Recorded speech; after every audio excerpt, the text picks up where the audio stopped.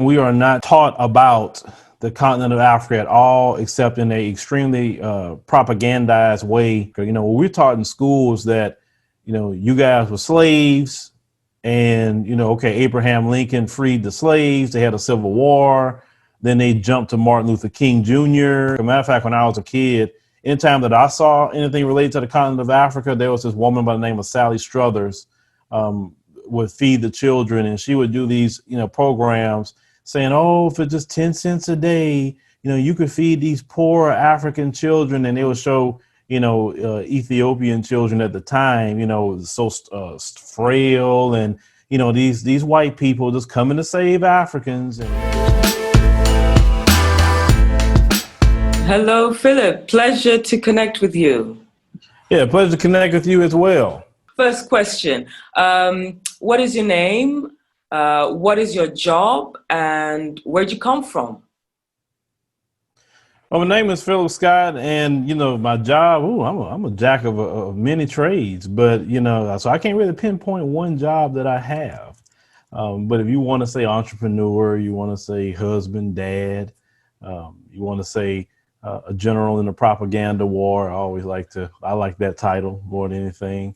And I'm here in Houston, Texas, and we're dealing with the same things many people are dealing with right now. Corona, but we're getting through it. Excellent. Now, I've been following your YouTube channel for a number of years, actually, and you switched it into an African Diaspora channel from mainly African-American content and African-American news. Why did you decide to expand your reach and embrace African content as well? Well, it kind of got started when I went to Ethiopia in 2018. We was invited to Ethiopia, and in that trip, it was a good trip. And but one person that kind of opened my eyes to a lot of things is this one particular sister at the African Union, and she just really broke some things down to me about the continent of Africa, where I really belong. She talked about, you don't feel, at peace in that place, you don't. And just some things that she was just saying just really resonated to me. And then also on the media side, I was, in my hotel, and I was looking at CNN International. I say, well, look at this. I say CNN is spreading their stuff here in the African continent, but yet we in the, Black community isn't spreading, how we feel or disseminating anything from the Black American side. So I say, you know what, let's, make that change, and let's start to have an international reach. So that's what kind of inspired that particular move for me. Yeah, because I remember it's called The Advice Show. Can you tell us just a bit about The Advice Show at the time, and what was your mission? At that time period, it got started back in 2012. And for me, it was more so about, I was just bored. I wanted to just, say how I felt or what I saw, coming on, the news or TV. And that's kind of how I started off. With time, it morphed into, different things. We kind of say, okay, let's start taking this a little bit more serious and just having a hobby, when we have free time.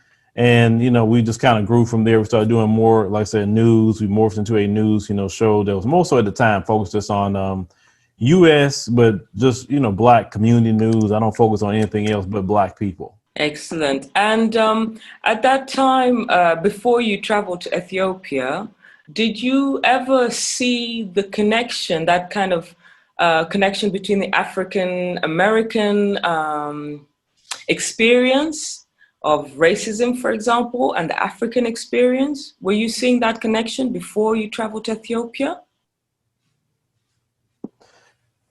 Well, for me, no, I didn't really see it. I mean, I knew, a few Africans that I've worked with on different jobs in the past, but America has a way of indoctrinating us to really just think this is all the world is America and what's in these shores. So I didn't really see a connection. Yeah, I knew of the continent of Africa at the time. I knew maybe a few countries over there, mainly probably South Africa, because South Africa has been branded, very well in our community due to the, the legacy of apartheid And, South Africans could definitely relate with Black Americans, definitely a lot more with the, dealing with white supremacy. So outside of, South Africa, because, we really boycotted and pushed that boycott South Africa movement, when they was dealing with apartheid. So outside of that, no, that wasn't in my mind at the time, really, until, let's say, we was invited. You can correct me if I'm wrong, but do African Americans mainly study history after slavery, like slavery and onwards? Do they ever at university get African history, like ancient African history? The answer to your question, we are not taught about the continent of Africa at all, except in a extremely propagandized way. We're taught in schools that, you guys were slaves, and, okay, Abraham Lincoln freed the slaves. They had a civil war. Then they jumped to Martin Luther King Jr. As a matter of fact, when I was a kid, anytime that I saw anything related to the continent of Africa, there was this woman by the name of Sally Struthers, would feed the children, and she would do these, programs saying, oh, for just 10 cents a day, you could feed these poor African children. And they would show, Ethiopian children at the time, so frail, and, these white people just coming to save Africans. So that's why African nations haven't been the first on our list to visit, because who wants to go over there? I don't deal with that over here. So but it's definitely propaganda, because that's the first place that, white folks will run to and go vacation is on the continent. But they're telling me as a Black American, you don't want to go over there. They got warlords, they got Coney, they got generals butt naked in Liberia, and they got all these different things you don't want to be. So it's just propaganda. Absolutely. I would say these interviews that I do, also dialogues, I always give my point of view on things. And because I grew up in the UK for the most part, I was born in Uganda, spent formative years in Kenya, and then my secondary high school, you'd say, was in the UK onwards. And it was very frustrating to realize that the media had more power than me. I mean, I'd literally show them photographs, and they would think, we didn't even have Photoshop at the time, but they would say that's not true. You live in mud huts.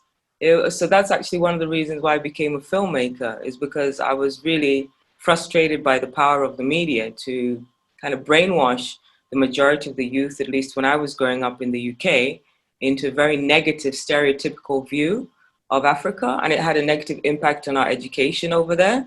I think I give you a lot of credit for setting up the Diaspora channel and trying to bring content together under one umbrella from the continent. I have another observation, Philip. You used the word Mzungu. When did you start using this word? It really made me laugh, and I was very happy to hear it, because it's like, it's not a negative word. It's not derogatory. It's just another way to describe foreigners. Well, for me, is another way of saying white, for sure. Yeah. And, like I said, I started, trying to learn a little Swahili for sure, definitely before I went to Kenya. But for me, I'm always looking for new ways to say things. I say, okay, well, I'm not saying white here. I'm going to say Mzungu, and I'm going to constantly repeat it. And usually, if I repeat something enough times, psychologically, if a person hears something 40 times, it gets into their subconscious.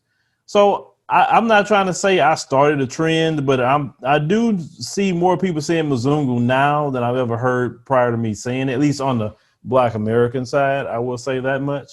And that's a good thing, because we need to learn more words, right? But also I've heard people call any Black American person, due to the legacy of slavery, of course, we had the slave master raping African women and making a lot of mixed race children. So that's why we got definitely here from one end to the other end with color. So yes. My videographer, he's a black American man, but he's lighter skinned, and they called him Mzungu in Kenya. They say, whoa, wait a minute, I'm not Mzungu, don't call me that. Absolutely. So, okay, so after you traveled to Ethiopia and you came back with this new sense of awareness and sense of community, how have you felt it's changed the impact of your work? Because you have 1.2 million subscribers, I think, on YouTube, or maybe more than that now. How has this had an impact on your reach and the response of your audience, both African and African American, for example? It is good, but it's quite difficult at the same time. because due to, like I said, the legacy of slavery and colonialism, one thing that the white supremacist has been very good at is creating a what we call on this side self-hate. In other words, like we will attack each other before we attack other people Hmm. outside of us. You understand? So this is what, creates, at times, because of cultural difference, how Black Americans may feel versus how continental Africans may feel on certain things. And we know, I mean, so you're from East Africa, correct? Yes. Okay. So, some issues that some, Black Americans may have is with West Africans, I'm going to say, more so than anybody else, due to the legacy of slavery. So sometimes that starts, we have some African immigrants come here and they kind of join up with, white people and their comments against Black Americans. So that can start issues at times. So it's very frustrating for me to try to want to bring all of us together underneath the umbrella of, hey, listen, at the end of the day, it don't matter if you are from speaking Luganda or you're a Kikiyu or you're Ashanti or you're just from a brother from Houston. At the end of the day, the world see you as Black. They don't care about your tribe. They can care less. And we're so focused on division, so focused on, well, you're not my people, you're not this. Just even what you said to me earlier, well, no, it's just foreigner. You can be called that, be Black. And I'm like, that's that tribalism division that what makes my job hard. I will say Right. that. But like I said, it's work, but we trying to bridge it together. We have African contributors who work for us. We have people on this side, so we're trying to bring people in all over the country who's and also throughout the world who's Black. But yeah, I mean, nothing worth having is going to be easy, right? Absolutely. So that brings me on to how you work with a network of contributors. What is that workflow and how has it supported your channel to grow? Well, for us, it's that we want them, of course, to post, much as possible. But for sure, those who are on the continent that actually, we have two different systems. We have a contributor system. We have those who work for us, and the people that's on the continent work for us. So they post about 5 times a week. They cover a lot of the African news, but they're definitely welcome to cover any news throughout the world, as long as it's involving us as Black people or anything in relation to us as Black people, no matter where it's at. That's just more so that my policy is that we are, Black on Black on Black here. I think CNN and Fox and everything else can cover white folks. I don't really care what white people do. That's my position. I don't hate people. I just don't care what they do. They got enough media disseminating how they feel. Yeah. But anyone can contribute. Now, how it has helped me is that it's lessen my stress. I'm not as angry as I used to be on some things because, this platform is very mentally draining. It can get you upset a lot. Seeing things like that happen over and over and over and over again. It can make you want to feel depressed. So with all the different people coming in, it's alleviated a lot of those, issues for me. So if anything else, it's definitely been great for my mental health. Please like and subscribe. Shout at Hues Films.